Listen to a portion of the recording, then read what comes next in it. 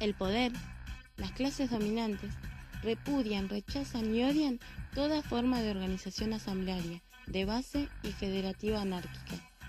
Porque al ser estos espacios no piramidales y al no haber verticalidad alguna en ellos, el poder no puede, mediante el manejo, presión o cooptación de las cúpulas dirigenciales de las mismas, hacer virar a toda la organización para la orientación que ellos desean, neutralizando con ello todo el potencial revolucionario y todo cuestionamiento que provenga de las bases de tales organizaciones.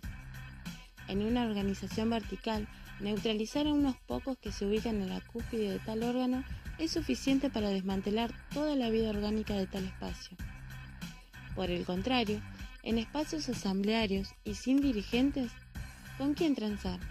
¿A quién comprar? ¿A quién presionar?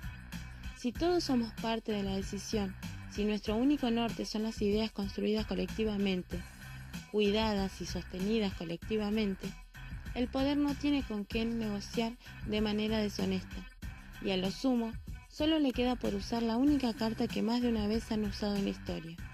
Cuando la burguesía se encuentra de cara con un movimiento que no se vende, que no se rinde y que se ha hecho con los métodos más propicios para evitar en convertirse en aquello de lo cual se desea emancipar, la carta de la represión y el exterminio, y es ahí cuando toda forma de gobierno y toda forma corporativa e incluso la religiosa de poder muestra su lado más salvaje y real. Por eso, desde el movimiento obrero anarquista, organizado históricamente, se ha rechazado todo método organizativo que tienda a amalgamar la clase productora con la clase parasitaria.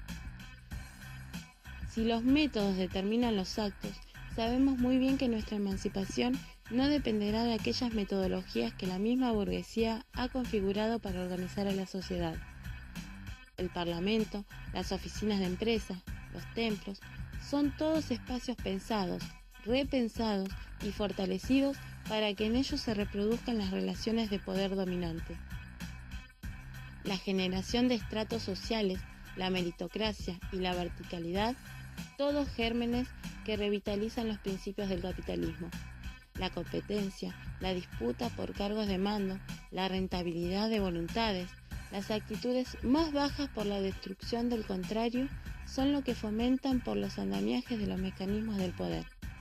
Lejos de allí, lejos de parlamentos, templos y oficinas, está la asamblea promoviendo empoderamiento social, empoderamiento en la capacidad de decidir y pensar colectivamente. Allí se va construyendo la democracia directa, se deconstruyen las subjetividades y la mente humana se centra en la capacidad de potenciar lo que es de todos sin vulnerar al individuo. Se profundiza en la titánica tarea de dar armonía al bien común con el individual, lo que aleja al sujeto social de la alienación del individualismo capitalista. Lo aleja del sálvese quien pueda y del todos contra todos. Por ende, aparece la solidaridad, el ayudar al otro porque su plenitud potencia mi plenitud, y así se va dando cuenta la gente de lo innecesario de los dirigentes. Pero en ser dirigentes hay un gran negocio, uno que mueve millones, uno que se encarna en el Parlamento y en la vida empresarial, uno que es sinónimo de muchos para pocos y miseria y pobreza para muchos.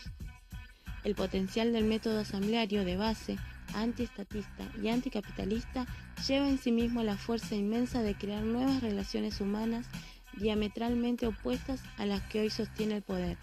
Y quien dice cambiar las relaciones humanas, dice cambiar la historia, el mundo, el futuro, y con ello dar fin a los privilegios de unos pocos. Por todo esto se atacó en el pasado con tal ferocidad al movimiento anarquista. Por eso se ataca hoy al feminismo, que en su conjunto tampoco tiene dirigentes. Por eso se ataca a la disidencia que promueve solidaridad obrera sin amos, porque no pueden neutralizarnos con la misma facilidad que lo harían con un partido político o con un sindicato vertical. Por eso, cada vez más, las leyes buscan restringir este tipo de organizaciones, y por todo esto debemos seguir potenciándolas, porque hace más de 200 años ya se teorizó sobre el principio federalista anarquista, con una lucidez tremenda, que fue capaz de anticipar incluso en lo que se convertiría en los estados y el capitalismo en su etapa de desarrollo más actual, y porque la misma historia fue demostrando la potencia enorme de nuestros espacios. No olvidemos nunca que pensar formas de relaciones humanas igualitarias y de base nos lleva a pensar en otra economía, y que pensar en otra economía nos lleva a pensar en otras relaciones sociales más humanas e igualitarias. Hay teorías, hay prácticas de sobra. Revisémoslas si es necesario, actualicémoslas, cuestionémoslas, reafirmémoslas. Manchémonos con barro las manos para moldear otra realidad que no sea una de penurias como la actual. Tenemos el principio federalista de nuestro lado y los principios económicos para una economía comunista anárquica de nuestro lado.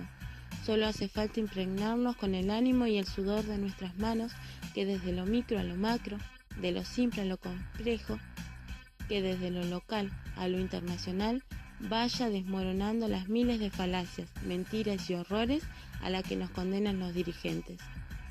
Solidaridad obrera y antiautoritaria.